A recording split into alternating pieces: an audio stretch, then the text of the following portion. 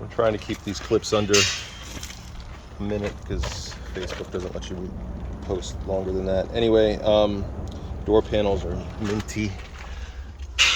The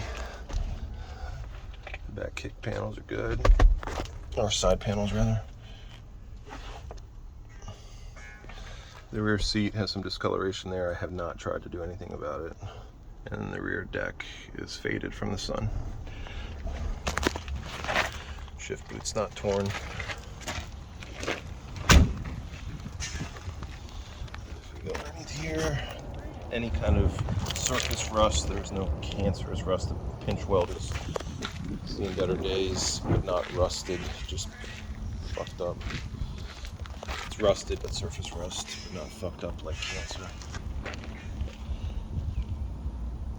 I will end up getting it up on a lift to do an undercarriage video.